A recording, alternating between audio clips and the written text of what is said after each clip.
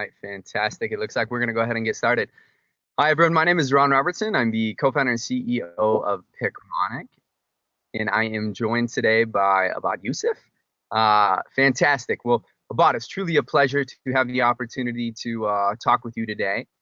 We're going to talk about maximizing performance on step one. And, I want to definitely talk about your medical school journey and what you did to be successful and get you to where you are today. But to give everyone in the audience a little bit of context, why don't you tell us just a little bit about yourself, where you're from, what you're up to, and a few interesting tidbits. Sounds good. Well, thank you for having me. Before we get started, it's truly a pleasure. And hello to everybody else out there all over the world. A little bit about me. So I'm a Caribbean medical school graduate. I have two master's degrees. One of them is an MBA. The other is a master's in human resource management. I love people and understanding how people work and leadership and that whole thing. Currently, I am doing some research over at Hofstra Northwell School of Medicine in Long Island, New York. And then on the side, some content work for you guys over at Picmonic. I hit the gym. I love the beach, ride my bike, typical, guy stuff, I guess. And I love music. I was a DJ for about 15 years now. Yeah, I started when I was 15 years old. I just turned 30 last weekend, so it's a little bit about me. Congrats. And now, what DJ? This is a new thing. I didn't know this. So, what type of music? House or what was your? Everything. It was mostly mobile. I did some club and bar stuff. The mobile required, weddings, bar mitzvahs, backyard parties, that kind of thing. And then the bars were a mix of house and pop and just stuff that, gave good energy. So. I love it. I love it. Well, let's, for the sake of time and efficiency, I know that your time is very, very sparse, and so is that of all the attendees on the webinar today. So, we've got, let's say, the next 30, 45 minutes, and I really want to dive in and talk about how you maximized your performance, not only getting through medical school, but really when it came to step one on test day. And, in our previous conversation, you had gone and outlined five major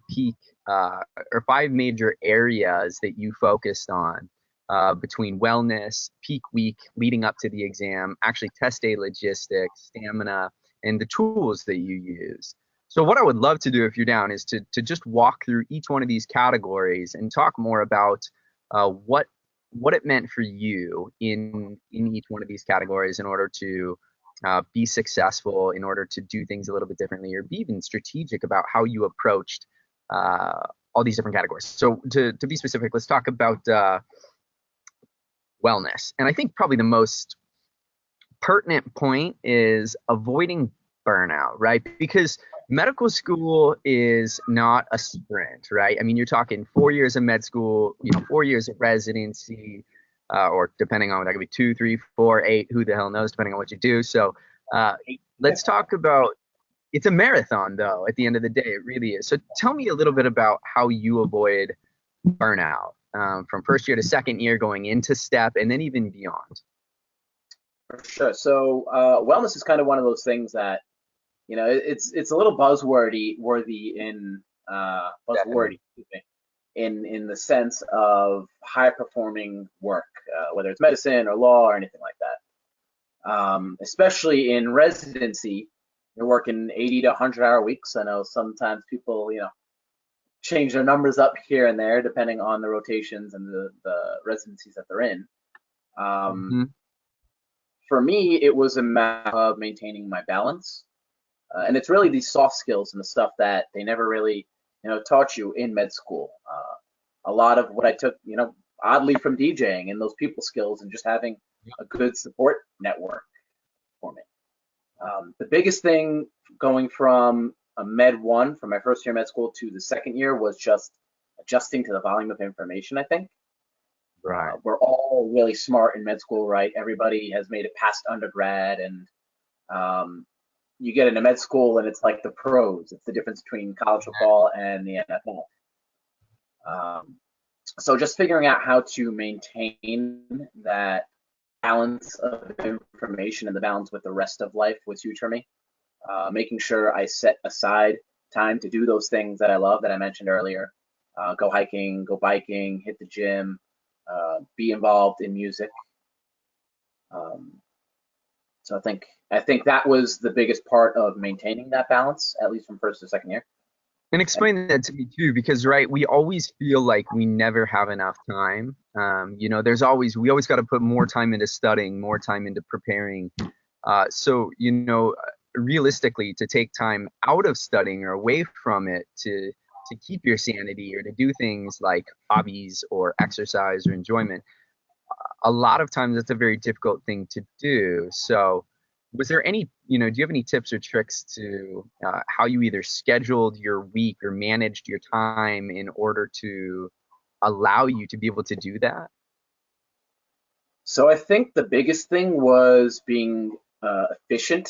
And when I say efficient, it's a matter of like, with studying, I carved out my study blocks and I'd say, hey, I'm studying for these next 4 hours, but I wouldn't have anything else disturbing me. I wouldn't have my Facebook on. I wouldn't have YouTube open. It would be 4 straight hard hours of my, face in the books or whatever materials I was using at the time and reviewing what I needed to. Time's one of those concepts. It's like a lot of us think we don't have a lot of it, but we all have the same amount of time. It's just a matter of maximizing and making it efficient for what we do have. So I think that was a huge thing. It's a lot of students, and even when I was a student, we kind of make excuses for ourselves. Oh, I don't have enough time. I don't have enough time. But it's really just honing in on those specific chunks of time that I feel. Yeah, no, that makes sense. So did you give yourself specific time allocations? Like, let's say within a week you would spend, Sunday afternoon away from the books, or was it like, did you actually force yourself to go and take hours that were dedicated away from study time? 100%. That's exactly what I did. So I did it within my individual study hours. I would study 50 minutes, 40 to 50 minutes, depending on the topic. And then I would take 10 to 20 minutes of a break. And that 10 to 20-minute break was completely irrelevant to medicine. It would be like memes or whatever, something that would just help my mind switch. And then I would spread that out over the week. So Sundays during medical school was my day off, a day of rest, to kind of just take it easy, go to the beach, relax, watch a movie. During step preparation, that day was Friday night. I figured I could get back into the zone on Sunday easier than, Friday. It's like the end of the week, everyone's getting out of work or you're busy studying. That's what worked for me then. So tell me about, and especially when it comes to Friday nights, it's an interesting one. Maintaining a social life or relationships between friends and family or a significant other. How did you manage that through, especially the first couple of years, but even, step study time? That's a pretty intense, let's say, 4 weeks, 6 weeks, 8 weeks, whatever you do. Tell me about relationships and people, because ultimately that's one of the most important things in life, but it's easy for that to kind of fall by the wayside. So for sure. I think it's easy for that to fall by the wayside, just like you said. It's also very easy to isolate yourself. So I kind of made a rule for myself to not do that. Kind of being the opposite of what I know is going to be worse for my mental health and my physical well-being, and just overall, like, people are made to interact. When you're sitting there reading books and studying, you're not really interacting unless you're in a study group. So I kind of told myself, hey, you need this to be a better physician. If the end goal were sometimes so long-sighted in medicine, everything takes forever, it takes months to get back scores and things like that, we're always looking at the later end goal, but we don't realize that human interaction does make us better physicians at the end of the day. So that was something I told myself was good for my training. That's good. So, and while I just want to, stick on the wellness topic for another couple minutes, because there are a few things that I think are really pertinent.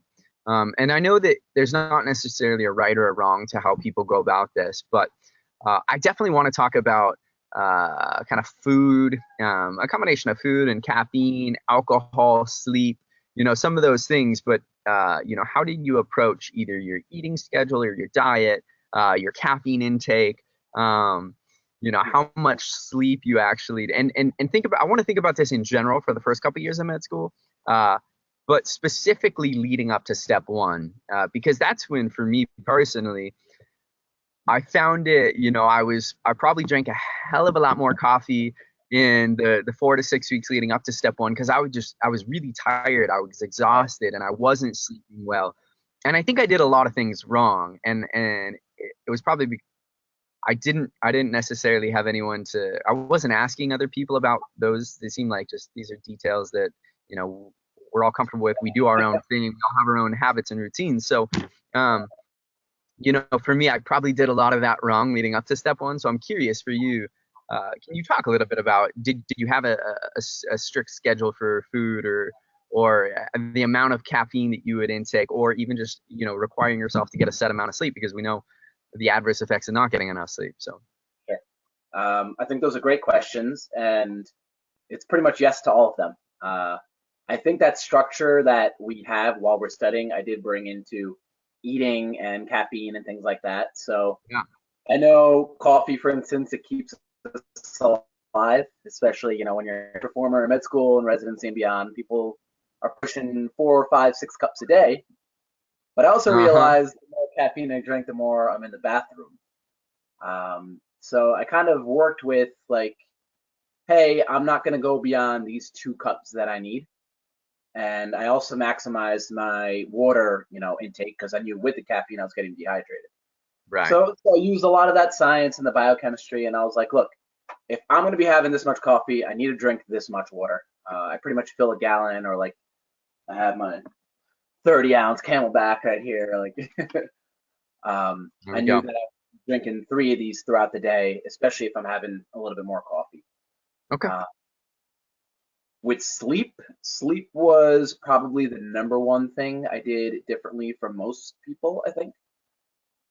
For me, again, it all came down to efficiency. So if I could be more efficient sleeping more, for instance, if I sleep 7.5 hours or 6 hours versus the 4.5 or 5, I realized it helped me remember things better, especially, with back-to-back day-to-day studying. I also looked into that, and apparently there's a lot of research out there with sleeping on 90-minute intervals. So I knew if one day, for instance, I was out or I had other stuff come up and I couldn't get my full 7.5 hours of sleep, for me, it was better to get that 6 hours, or even the 4.5 on really long nights versus like 5, whereas that extra half hour would be, technically more. It has stuff to do with your REM cycle, things like that. So. Yeah, I know that there are different sleep apps that really kind of cater towards waking you up according to those rhythms, and I haven't ever really used them, but I've heard some positive things about that, so that's interesting. And how about alcohol? I don't treat it as the forbidden fruit, so let's go ahead and say, as far as a glass of wine drinking, was there anything that you either tried to avoid or do differently than maybe was your norm, or things that, for me, a glass of wine helped settle me down and help me sleep before some of those nights? I agree with the glass of wine, and I agree with, everything in moderation, whether it's wine or a glass of beer, or, some people like a shot just to calm their nerves, or, something on the rocks. I did that here and there, not too often. What I wanted to make sure I avoided was the extended long nights out with friends you haven't seen in a while. The 1 drink turns into 2, and the 2 turns into 3 and 4, and so on. You don't want to lose a full day or a full 2 days. So, moral of the story: let's not be hungover during dedicated steps. There we go. We would call it for what it is. Exactly. All right. Some people function like that, though, right? Yeah. Okay. So I want to transition. I think that's probably enough on wellness, and those are some good tidbits. Let's talk about, kind of, so step one. This is a big deal. Obviously, we all understand the importance of step one in the journey. Board exams, whether it's United States medical licensing exam or any board certification exam, I think that there are certain things that transcend. It doesn't matter what exam it's for. There are certain things that we can do in order to prepare and be at our best, right? And so I want to talk about kind of what you did leading up to the week before your step 1 exam or step 2 exam. And just tell me about that experience for you. What was some of the best advice now that you've been through it, right? Because you might do things differently or give advice differently. So what would be what would you either do differently, or what would be your piece of advice to give to someone else who's starting to think and prepare for step 1? What do I do the week leading up to that big day? Don't change anything. It's Yeah. it's very easy to freak out, thinking you don't know enough or thinking you're not prepared enough. Absolutely. You have to trust the process in your preparation. I know a lot of people like to push their exam, but then they end up pushing it, 2 months or something like that, and it's out of a window because you have a certain window to take your step in, and Right. it's very, very easy to freak out and change the way you're studying and change what you're eating. Yeah. Don't change anything. It's probably one of the biggest ones. Tell me a little bit about your studying and what it consisted of leading up to the step test date. So, was this reviewing first aid? Was this doing question banks? Was this tell me kind of how you approached that last week. Was it a re-review? Was it questions? Was it? So I knew that cramming anything in that last week wasn't going to work. So when most students plan out studying for an exam this big, it's usually, a 4-week dedicated study time. Yeah. 4 to 8, depending on, where and how comfortable you are with the material. I'd say mine was 8 weeks. For 6, Wow. I made sure that I was doing all my question banks and getting everything out of the way that I need to learn. That second to last week was kind of tightening the bolts. And then the last week was making sure it's more passive review. So I knew that I wasn't going to be learning. What's that? Explain I knew passive I wasn't review. learning anything. Yeah. So passive in the sense of reviewing, I'd flip open to a page in first aid and I'd say, all right, what do I know about this? What do I know about this? What do I know about this? If I didn't know something, I would just take a look and I would index it right then and there, just to kind of make a last minute connection. I think that really helped. I remember 3 questions specifically from years ago, even. I took a step like 4 years ago. I still remember the questions that I got right because of doing that. It's fun. So I know we were talking about prep week and just anything that you should do or not do, anything that you avoided. And you said just don't make big changes, right? Which makes a lot of sense. I'm trying to remember back to my step time, and I think that pretty much resonates. No drastic changes in the way you think, do, sleep. And the biggest part is just not freaking out, right? Because I feel like everybody has that freak out where it's finally time to take the big exam, and you never really are going to feel 100% ready. But let's talk about some of those things that you can do to alleviate the stress of test day. So let's talk about test day logistics. Everything from prepping for the test day to where you take your test, the test structure. Let's just go ahead and dive into all that for a minute. Cool. So logistics is one of those things they don't really, again, tell you about, and right. We assume like, hey, we're just gonna show up to the test center and all is gonna be okay. I like to minimize the risk, and sometimes it's a little anal retentive or OCD, but I went as far as mapping out the Prometric center that I was going to be testing at. This is really important because I know between like comprehensive and shelf exams and things like that, I was at different Prometrics within my area, all within like a 10, 20-mile radius. And I was forgetting which one I was at sometimes. So that would be a horrible mistake if you showed up at the wrong test center. Yeah. Just don't do that. just don't take it. Given the high stress and the anxiety that everyone's going through, that's, a fairly easy mistake to make too. So something as simple as mapping it out. I went on Google Maps, plugged in the specific address for the test center. And I know it's not available on phones, but on the web version of Google Maps, you can actually check out the traffic for a certain time. So I know they recommend being there at least a half hour early at the test center, just so you can get checked in and things like that. I adjusted for 15 minutes worth of traffic. There's different routes that if I were to take the metric center, the traffic would have been completely different. So I just, you never know if there's somebody else, God forbid, in a car accident, or one of the lights is out, just like crazy things not in your control. And the last thing you want is more stress on that day. Right. You don't want it to be test day and you're showing up, you're screeching tires, pulling into the exam center, nothing inside like that. Right. And the test itself, I mean, I remember, again, I didn't have probably near enough information going into it, and that was just lack on my end of probably doing some of my research. But it's a long exam, so actually talk about, how is the exam structured as far as the number of questions, how many questions you get, the breaks, and just a little bit about that actual day, because it's a long day, right? Long day.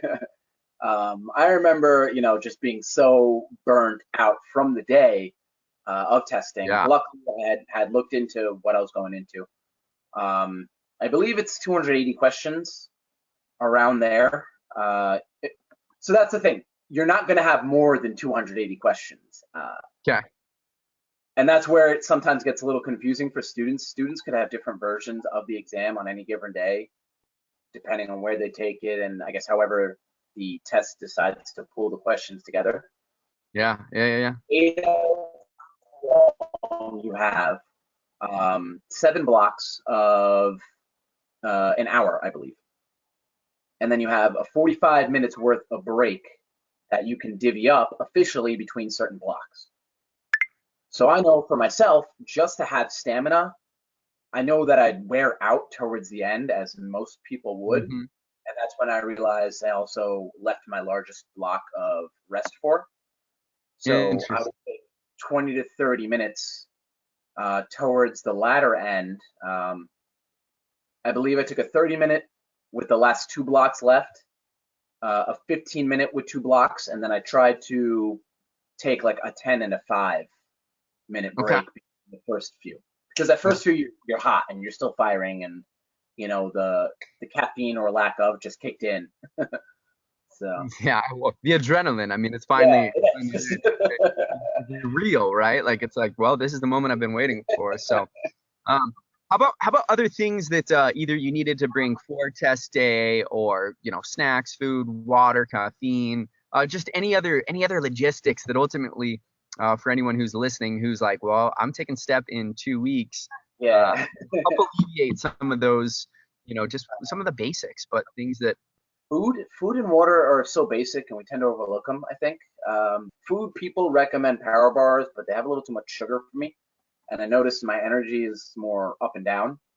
I do like things along those lines, high protein, high fiber. I did go with Quest bars. It's less sugar, really, really high in fiber. So kind of, I had sustained energy. And just that was my diet. It was like a fruit bowl and 2 Quest bars for those 8 hours. I didn't want to eat a lot because, gastrocolic reflex, I didn't want to have to waste time going to the bathroom, especially if I needed that decompression time, like during the block or break time. Water was also one of those things that I fine-tuned the week prior. So that peak week going into step, I realized, or I took note of myself of how much water I really needed before I had to go to the bathroom, and how much I can hold before having to go to the bathroom. The last thing I wanted was to be sitting there trying to answer a question and like, oh man, when you're on a plane or a train and like there's nowhere to go. It's stupid, but one of those things that really, helped me maximize the time I had on the test.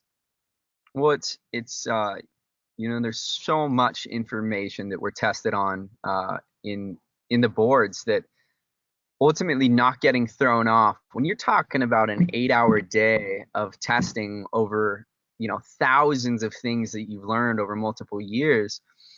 It's important not to get thrown off by the little things, right?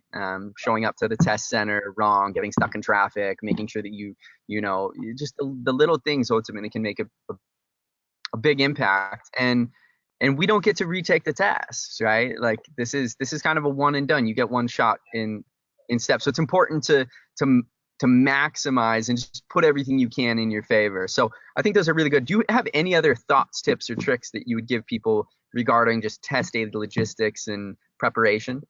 I guess talking about water, food, caffeine was one of those things on test day that I made sure I didn't have too much of. Mm-hmm. Peak week, I figured out, how much coffee you could have. I was actually a pre-workout guy. It's like an instant blast of sustained energy. Yeah. So a cup of coffee has like 100 to 150 milligrams of caffeine, which is the same as pre-workout. Okay.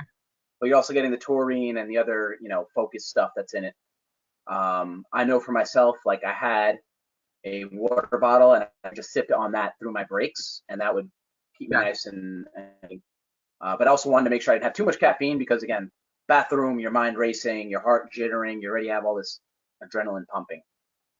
Some students are like, hey, I'm going to chug 2-3 cups of coffee and go into this test, which is not a good idea. Yeah. So.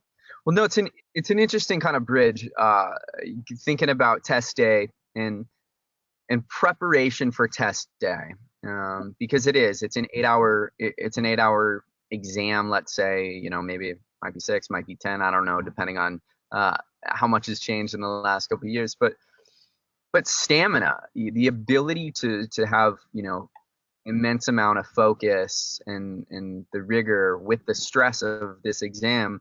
Let's talk about stamina, and ultimately what you did to help prepare yourself for the big day regarding that, because it's, in a sense, not to say it's like a sport, but you play like you practice. So tell me a little bit about what you did leading up to your step exams. How many days a week did you study, versus was there a specific cadence or routine, and ultimately just what did you do to get ready for these big exams? I love that, the analogy with the sport. But tying back to earlier, it is a marathon and not a sprint, right? Right. If I told you to sprint right now, you'd probably be able to get a halfway decent sprint in. But if I told you, hey, let's go run a marathon, I think we'd all kind of fail at that. And that's something you got to realize. So, you'll be dying by the third mile. And I think I brought that training and that mentality into the earlier part of my studying. So like I mentioned, I started off doing a block a day of UWorld and getting through it very, very thoroughly. So as far as a cadence, it takes an hour or so to do a block, 45 questions, 42 questions, I believe. You get roughly a minute and 15 to 30 seconds per question to answer. So that was a cadence that I built into my studying. Do 1 hour of blocks, and then do another 3 hours of review. It was roughly a 3-to-1 per day. My 4 hard hours of studying, and then some passive review. Like while I was showering, I listened to a podcast or some recorded notes, or while I was eating breakfast, I go through, Picmonic decks or Anki decks. If I was watching TV, I would just flip through first aid and kind of just read along. That was how I built passive studying into it, but that was part of my overall cadence compared to the active studying. So how many? Go ahead. I was saying I ramped that up essentially as I got up to test day. Okay. So 2 or 3 weeks into studying, I was at 2 to 3 blocks a day with less thorough review of the incorrect or of the correct answers. And more thorough, more focus on the incorrect answers, and just really driving into concepts. And I just want to clarify, just so that we're speaking the same language here. When you say a block, are we talking about like a 40 question block, or 42 questions or so? Okay, I prepared as if I were taking the test, especially come those closer weeks.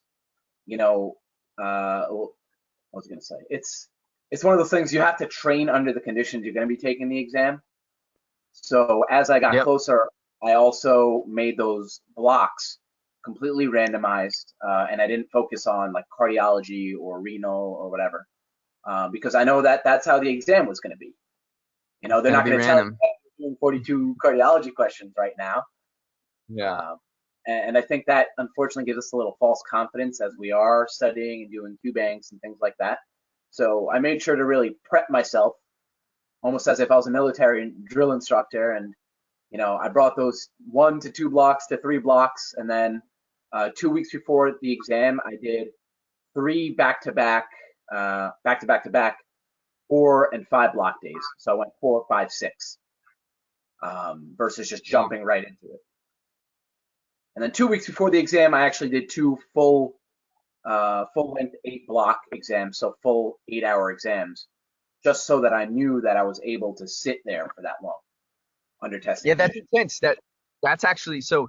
It's interesting because I didn't do one full 8-hour exam before I took the test. So uh, I've played sports my entire life, and I know that you should practice like you play. But that was just something that in some of the people that I was studying with, when it was that was just we did half length exams. We did Right. the blocks of full, but I never took a full length exam prior to actually step day. Yeah. Um, so interesting. Great to hear that you did take a couple. So and did you feel like, even as you said, even if it was just to be able to sit there and try and focus through That's eight all it hours? was. Yep. Um, I think we kind of put this, you know, almost too much focus on doing questions, doing questions, doing questions, and learning from those questions that we forget Yeah. this is standard test. So it's as much as having that stamina to sit through 8 hours versus getting questions right and building up your self-esteem and all that good stuff. Uh, I Yeah. set aside those that I wasn't going to be getting as much learning from the incorrect answer, but just to be able to sit there and do that and know, hey, my test is in a week from now, 2 weeks from now, and I can do this. I'm prepared for this. Yeah. No, that's great. That's great. Um, so much good advice so far about it, and I really, really appreciate it. I want to just first thank everybody. There was a lot of positive commentary on online from our technical difficulties and you guys understanding. So thank you guys. Appreciate the love. And on the second end, you guys are actually writing in some really, really good questions. Don't stop. Feel free to keep writing in. At the end, I want to ask about a couple more questions myself, and then I'm going to circle back and answer some of these, or I'm not going to answer them. I'm going to pass your guys' questions on to a bot and let the expert give you guys some additional advice there. And before we finish out, I definitely want to make sure that we take care of you guys for being so amazing and joining us today. So we've got a few more minutes to go, but before we do, and before we get to your questions, don't hesitate to write in and ask them. And I'm going to circle back here in a few minutes. But I want to talk about tools and resources. And essentially, just for a minute, when I went to medical school, there weren't near as many tools and resources available as there are today. That's the reality of it. Yeah. And I'm a big fan of the fact that the market, that there are so many entrepreneurs out there that are building very, very innovative tools and resources to help alleviate a lot of the pains and stress points of being a modern day student. I believe we're kind of one of those examples. Included, yeah. but I want you to, but there's just a lot. There's a lot of different tools and apps and resources and videos and this, that, and the other thing that are available to students today. And we only have so much time, so much energy, and so much money that we can focus towards any one end, right? And so you can't use everything, and you shouldn't use everything. So the question is, and I want to see for you, Ibbad, what do you recommend between kind of the question banks to first aid, let's just call it what it is, the Bible, does it still hold true, to a pathology resource, to anything that would help you learn and retain this information better. So just kind of give us the rundown of some of the tools and resources that you used, and did you use those at different points in time, either whether it was just for a course exam or really leading up to step one. And then in retrospect, after step one, what do you look back on and say, well, maybe I wish I wouldn't have used this, or I'm so glad that I did? And I apologize. Yeah, no, it's all good. So as far as resources, I do come from, a time where it wasn't as many as there are today as well. The biggest question, or one of the bigger questions I tend to get, is Kaplan or UWorld QBank. I actually use both. I think Kaplan was better for certain nitty-gritty details, and some lower yield stuff per se, but it really drove home the, what I needed to know. I tiered it in the sense of, again, like the rest of my dedicated study time, I started off with Kaplan, and then I worked my way into UWorld after getting through, I'd say, half to 75% of Kaplan. That way, going into UWorld, I know people like to do UWorld 2, 3, 4 times even. I did it with the one pass through because I had all that base knowledge from Kaplan. And just to be clear, did you start using Kaplan your first year or your second year? Yeah, so our school had a contract with Kaplan, I believe. So we even had some live lectures come in with Dr. Fisher and Dr. Kudrath and all those guys. And it was built kind of into our coursework after second year. So from second year, when you're getting ready to sit down and take step one, for us, it was when we were leaving the island. Most people take step one either right when they leave or they take their 2 months dedicated time kind of thing. Yeah. So I was using Kaplan and I kind of eased into it. And then when I was getting ready for my last 6 weeks or 4 weeks, it was strictly UWorld, as far as QBanks are concerned. Okay, that makes sense. What else did you use outside of QBanks? Because everybody uses QBanks, right? It's the universal. Yeah. QBanks are one of the things. And even today, there's I just took a look at some of my med ed resources, and I think there released 2 new QBanks, 2 new companies on the scene. I don't doubt it. Yeah, analytics and deep stuff like that. So QBanks are not really few and far. They're vast now. It's really just getting you used to the style of how the questions are asked on step one. I think that value comes from. For stuff like pathology and physiology, I loved Pathoma. He breaks down the concepts, Dr. Sattar, really, really easily. I know a lot of students use that as their Bible now too. There's another pathological resource, Golyan, out there. I don't know if he has a book or he does have a book now. Yeah, it's that's actually what I used back in the day. And there was Golyan audio. Floating around, on the internet stuff. And you can find it if you look hard enough. So I remember actually listening to a few Golyan lectures while I was going for a run and stuff like that because of the way he was able to break down certain concepts. I love that. It was a phenomenal lecture. Yeah. First aid, obviously the Bible. I actually did use Picmonic too. Before I started working with you guys as a scholar, I was a student and I love the visual memory thing and a bunch of other visual memory tools out there. But just things like the antibodies and things that are so easy to forget, even when you have mnemonics in first aid, I think it's important to look for other resources. Right. Just stuff like Anki decks with spaced memory and things like that. Either I used to draw out my own things before Picmonic was as robust as it is now. I remember, opening up my notebook, taking out my colored pencils and drawing out, trying to come up with my own visual memory aids and turning the words into weird acronyms and just stuff that would help me remember it. Half of the learning that occurs with those small details is whatever your mind is able to cook up. So I think that was huge for me at that point. Was there anything that you didn't use that you wish you would have, or anything you used that maybe you shouldn't have? I wish I did UWorlds a little bit more. having done Kaplan about 75% and then UWorld about 75%, I wish I got through UWorld at least one time fully, and then maybe Yeah. another to a quarter time at least on the ones I got wrong.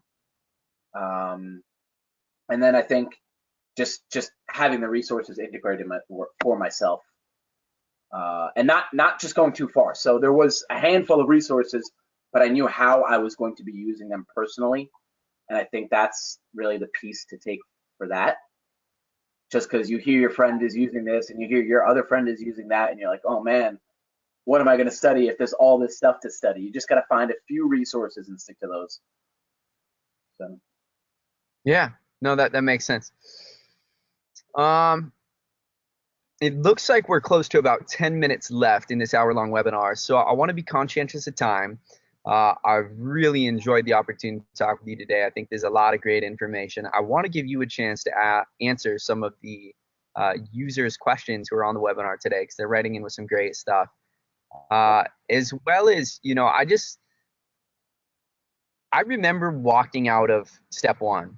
And so I just, it's something, it's more on a personal note for me, but I remember walking out of step one, and it was the biggest relief of my life. Getting done with that test, it's a big deal. And for those of you who are online and listening, you guys will make it. You will get there. No matter how bad it seems today, it's not near as bad as we all make it out to be. You guys are prepared. You're going to do great. So I give you the piece of advice. Just keep your head up and keep going.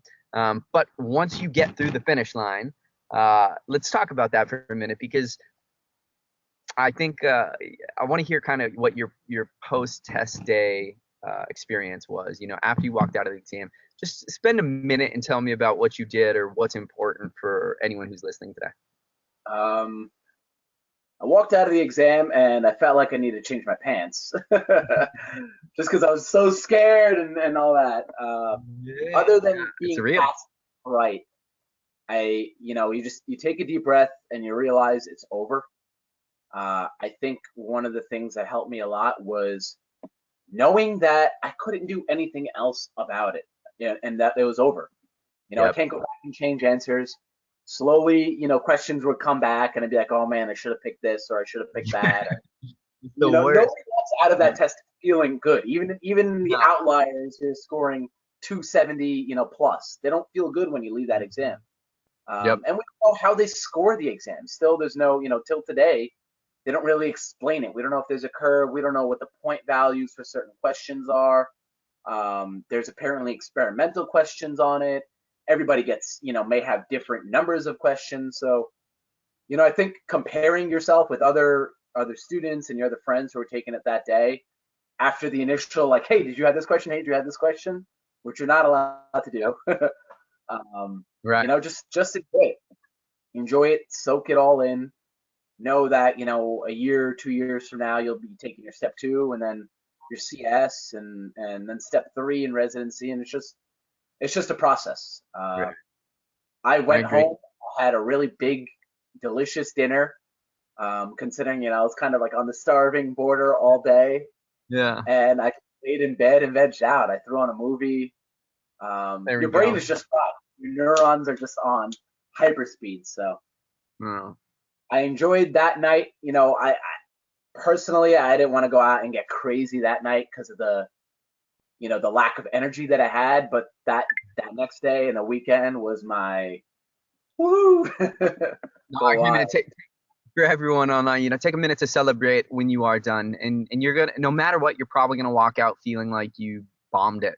It's just natural, no matter what you do, you're gonna walk out and be like, damn, I should have done XYZ differently. But don't think like that. It's natural, but you don't have to worry about it. So let's go ahead and do this. Stick with us for a few more minutes, guys. Going to run through some of these questions. A lot of great stuff on here. Probably won't get to all of it. If we don't, feel free to reach out to feedback@picmonic.com or info@picmonic.com with any questions. We will forward them onto a bot or answer them ourselves, depending on who it's addressed to. But let's take a few minutes and jump in. So one of the things that someone's asking, and a bot, you must have posted something on Instagram, but they were saying, at some point in your journey, you must have not done as well on an exam as maybe you wished you would have. But then you referenced using Picmonic in med school after that, and what a difference it made. And so this isn't a self-promotion, but I do want you to explain, because you're asking, could you elaborate on using Picmonic during your semesters and then using it for step prep? Just how did you Sure. use Picmonic? I failed 5 out of my 6 first block exams, which were like 6 weeks in, I guess, into med school, my first semester. Um, Wow. I didn't know how to study. I didn't know how to study efficiently, and after that happened, I was like, wow, I need to take massive action and make a change because I'm not studying efficiently and properly. And that's where I kind of picked up all these tips and pieces of advice throughout the years. Take a little bit from one person, take a little from another person, Yep. do something. I started looking up memory science and how memory champions. I had heard this TED talk. This guy Josh Fewer, he was a journalist who went off and became a memory champion, basically. And Yeah. he was able to memorize like 7, 8 decks of cards of every number back and forth. And I was like, hey, if this random dude can do it, then I think I can, right? Like, we're all in med school, we're all pretty intelligent people, I think. And I knew my own work ethic, so I started, looking up memory resources, and I came across Picmonic at the time, which I wish it was as robust as it is today. Given the topics they had, I was like, wow, this is great. But aside from that, it gave me the concepts and learning how to study visually myself. So for whatever there was a Picmonic for throughout my courses, at that time it was mostly like biochemistry and all those biochemical diseases like Niemann-Pick Mm-hmm. and all the sphingolipidoses. Lysosomal storage diseases, man. Those were so. Yeah, they all sound the same. They all look the same. It's like, how do you remember the difference? So it helped me a lot with that. And then with whatever, as Picmonics were released, I studied them. If there wasn't Picmonics for stuff, I would create visual mnemonics on my own. Yeah. I used to be an artist, so not an artist. I used to do some art. The DJ, I have some creative side, and I think I tried to channel that strength, into my study. So find something you like and channel that into what you know. If you know sports, something like Ewing sarcoma, right? Patrick Ewing was the number 33 or 22. I forget the number. 22. But I would use like sport numbers for stuff. For instance, everyone's like, oh, I don't know this or I don't know that topic. If it's music that you enjoy, you can kind of channel your own learning to certain things.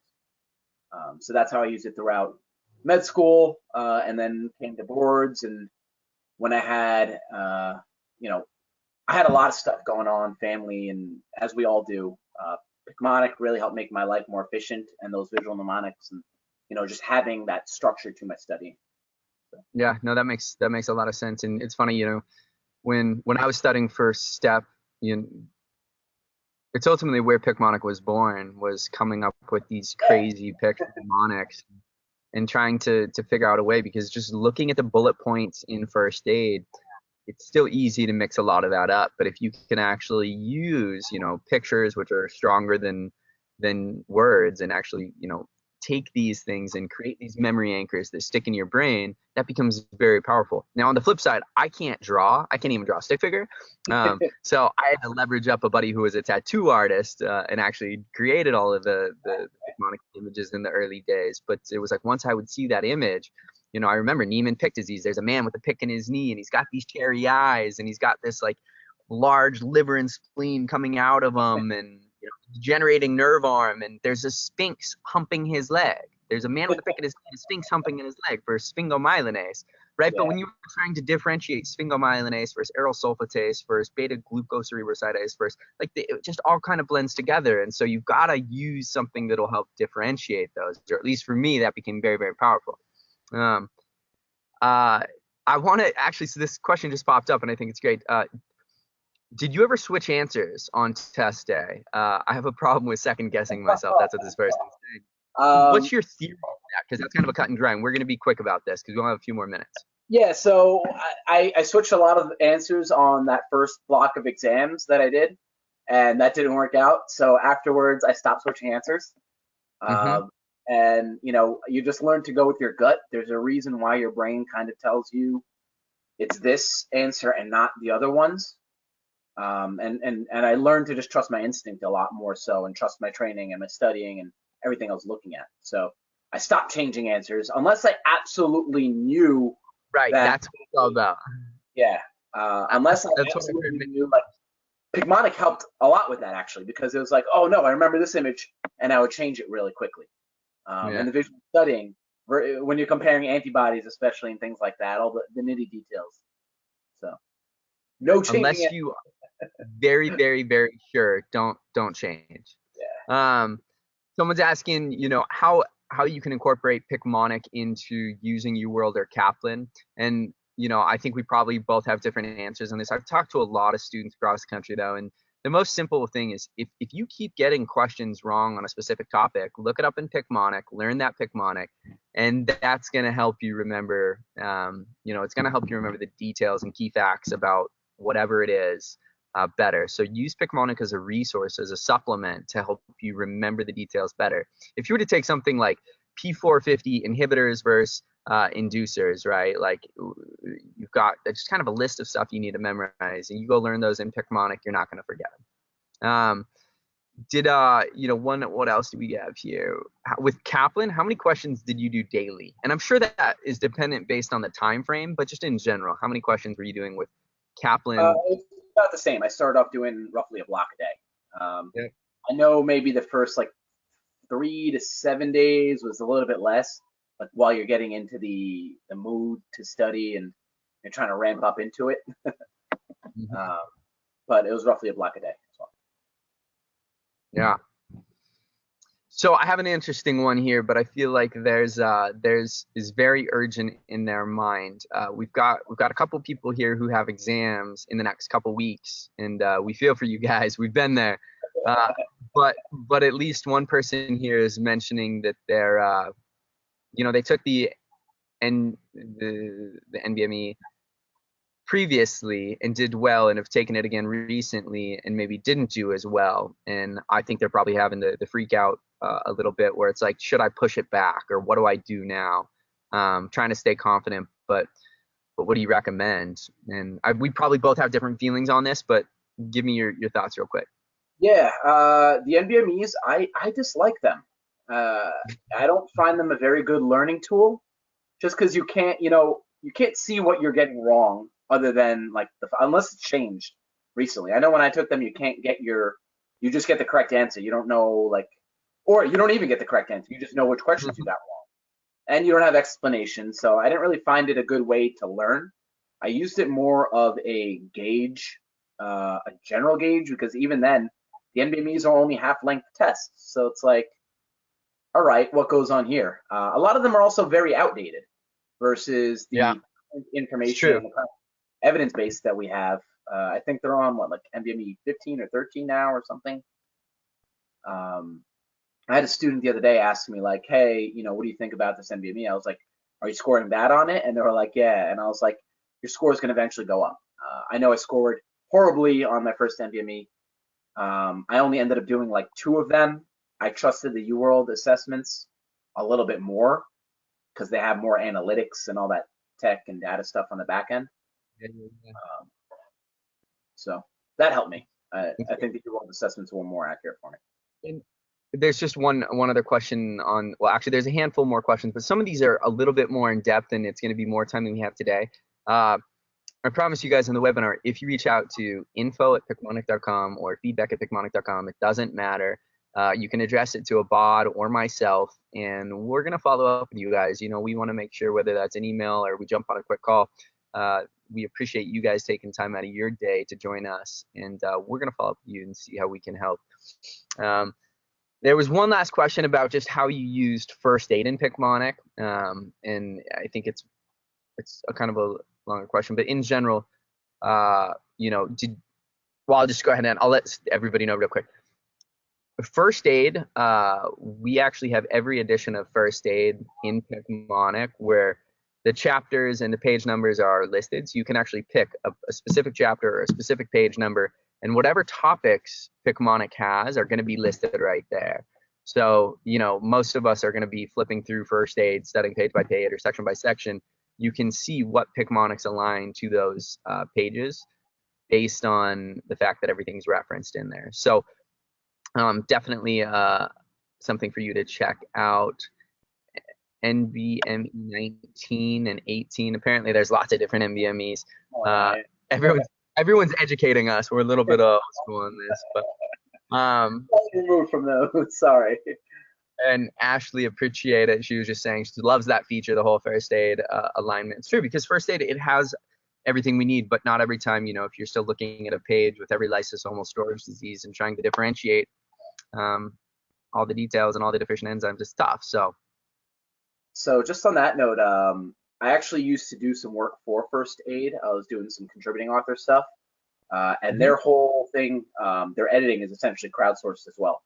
So we double check the facts. A lot of the mnemonics in there are directly from me. A lot of the facts, or most of the facts, are double checked with research and evidence and things like that. So the fact that it's tied in with Picmonic is also a huge thing, because there's also crowdsourcing available on Picmonic. And I think just the collaboration of those two is huge. That's great. That's great. Well, we are that at the time. So I want to do a couple things real quick in order to wrap this up. First and foremost, Dr. Ibbad, I'm going to go ahead and call you. Really, really appreciate you taking time out of your day to join us on this webinar to share your advice with the next generation of students. So to that, thank you so much. 5 things Picmonic's going to help you succeed. Dr. Ibbad Yousuf, we appreciate you so much for taking your time. And if anyone on the webinar today has any follow-up questions, please don't hesitate to reach out. And if there is other things that you would love to hear about, this is a webinar series. We love talking with fellow students, fellow doctors, people in the industry. So don't hesitate to give us any ideas. Otherwise, thank you all so much for your time. Have a wonderful evening, and we will see you again soon. Appreciate it. Goodbye. Take care, guys.